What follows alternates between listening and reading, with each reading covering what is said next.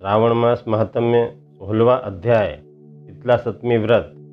भगवान शंकर श्री सनत कुमार से बोले, अब मैं तुम्हें श्रावण शुक्ल सप्तमी व्रत के विषय में बतलाता हूँ, ध्यानपूर्वक सुनो। पहले दीवार पर बावली का चित्र बनाएं, उसमें अशरीरी संज्ञक दिव्य स्वरूपधारी 7 जल देवता बनाएं तथा 2 लड़कों के साथ पुरुष त्रय नारी, 1 घोड़ा, बैल, नरवाहन सहित पालकी के चित्र बनाएं। 16 उपचार द्वारा जल देवी की पूजा कर ककड़ी, दही और चावल का नैवेद्य समर्पण करें। नैवेद्य पदार्थों का बायना निकालकर ब्राह्मण को अर्पण करना चाहिए। इस प्रकार 7 वर्ष तक व्रत करके 7 सौभाग्यवती स्त्रियों को भोजन कराकर उद्यापन करना चाहिए।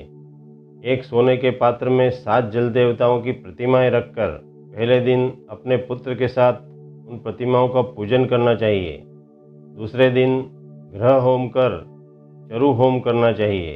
अब तुम इस व्रत के फल के बारे में सुनो। महाराष्ट्र प्रदेश में शोभन नाम का एक नगर था। उसमें एक धार्मिक विचारों वाला धनी व्यक्ति रहता था। उस व्यक्ति ने निर्जन वन में एक बावड़ी बनवाई। बावड़ी में उतरने के लिए उसने मूल्यवान पत्थरों की सीढ़ियां भी बनवाई, परंतु उस बावड़ी में एक बूंद भी पानी नहीं आया। धनी ने दुखी होकर सोचा, मेरा परिश्रम एवं धन दोनों ही बेकार हो गए। वह इन विचारों से ग्रस्त रात को वहीं बावड़ी पर बने एक टपरे में सो गया। रात को उसे स्वप्न आया कि यदि तुम अपने पौत्र की बलि दो तो ही तुम्हारी बनवाई बावड़ी जल से भर जाएगी। सुबह होने पर वह धनिक व्यक्ति अपने घर आया और अपने पुत्र द्रविड़ से रात के स्वप्न के बारे में बतलाया। उसका पुत्र द्रविड़ भी धार्मिक वृत्ति वाला था। उसने पिता की बात सुनकर कहा, पिताजी, आप मेरे जन्मदाता हैं। इस प्रकार आप अपने पुत्रों के भी जन्मदाता हुए। यह तो एक धार्मिक कार्य है। आपके शीतांशु और चंडाशु 2 पुत्र हैं। आप बिना हिचक अपने बड़े पुत्र शीतांशु की बलि दे दें, यह जनहित में ही होगा। परंतु यह बात आप स्त्रियों से गुप्त रखें। इसका कारण यह है कि मेरी पत्नी गर्भवती है। प्रसव का समय निकट होने के कारण वह अपने मायके जाने वाली है और उसके साथ छोटा पौत्र चंडासु भी जाएगा। उसके मायके जाने के बाद यह काम निर्विघ्न समाप्त हो जाएगा। धनिक अपने पुत्र के ऐसे विचार सुनकर गदगद हो गया और बोला, हे पुत्र, तुम धन्य हो जो इस जन कार्य में इतना बड़ा बलिदान देने से भी हिचके नहीं। इसी बीच उसकी पत्नी सुशीला को उसके मायके से बुलावा आ गया। वह मायके जाने की तैयारियां करने लगी। तभी द्रविड़ सुशीला से बोला, शीतांशु यहीं मेरे पास रहेगा और चंडासु तुम्हारे साथ चला जाएगा। सुशीला ने अपने पति की बात मान ली। सुशीला के जाने के बाद पिता और पुत्र ने शीतांशु के शरीर में तेल मलकर नहलाया और मूल्यवान कपड़ों तथा आभूषणों से उसे सज्जित किया। वरुण नक्षत्र पूर्वाषाढ़ के आ जाने पर दोनों ने उसे बावड़ी के किनारे पर ले जाकर खड़ा कर दिया और प्रार्थना करने लगे कि इस लड़के की बलि से जल देवता प्रसन्न हो।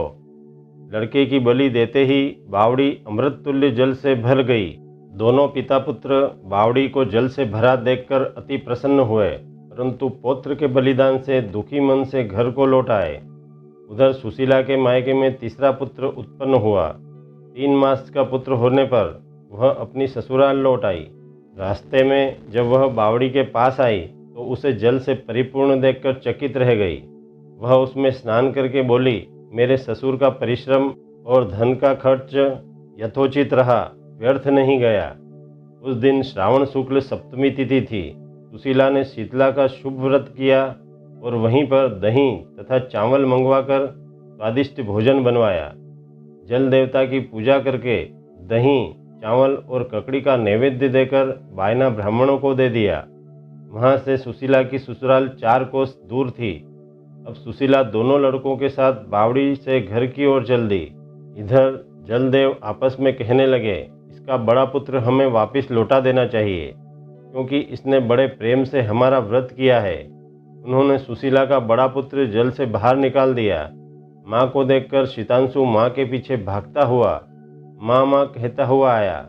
सुशीला अपने बड़े पुत्र शीतांशु को देखकर चकित रह गई। उसने उसे अपनी गोद में बैठाकर उसका सिर सूंघा। वह अपने मन में सोचने लगी कि यदि इसे यहाँ से पकड़कर चोर ले जाते तो क्या होता, क्योंकि इसने बहुमूल्य आभूषण पहन रखे हैं।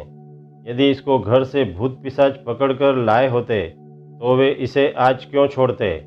घर के सगे संबंधी चिंता के सागर में गोते लगा रहे होंगे, परंतु उसने सितांशु से कुछ पूछा नहीं कि तुम यहाँ अकेले क्या कर रहे थे। इधर सुशीला के आने का समाचार पाकर पिता पुत्र सोचने लगे कि सुशीला जब अपने बेटे के बारे में पूछेगी तो हम क्या कहेंगे। इसी बीच तीनों बालकों सहित सुशीला अपने घर पहुंच गई। उसके ससुर और पति बड़े पुत्र सितांशु को देखकर बड़े अचंभे में पड़ गए तथा इसके साथ ही प्रसन्न होकर सुशीला से पूछा, हे सुभद्रे, तुमने किस पुण्य या व्रत को किया था? निश्चय ही तुम कोई पवित्र आत्मा हो। इस सितांशु को मरे हुए 2 माह व्यतीत हो चुके हैं, फिर तुमने इसे कहाँ से प्राप्त किया? जाते समय तुम अपने साथ एक लड़का लेकर गई थी और आते समय 3 पुत्रों को लेकर आई हो। यह बड़े आश्चर्य की बात है। तुमने हमारे वंश का उद्धार किया है। मैं तुम्हारी कैसे और किस प्रकार स्तुति करूं? इस प्रकार उसके ससुर ने उसकी प्रशंसा की और उसके पति ने भाव विभोर होकर उसे प्रेम भरी नज़रों से देखा। सास ने भी उसकी प्रशंसा की। सुशीला ने प्रसन्न होकर कहा, यह सब सुमार्ग पर चलने का ही फल है। इतनी कथा कहकर भगवान शंकर सनत कुमार से बोले, तुमने मैंने शीतला सप्तमी का व्रत एवं उसकी कथा सुनाई है।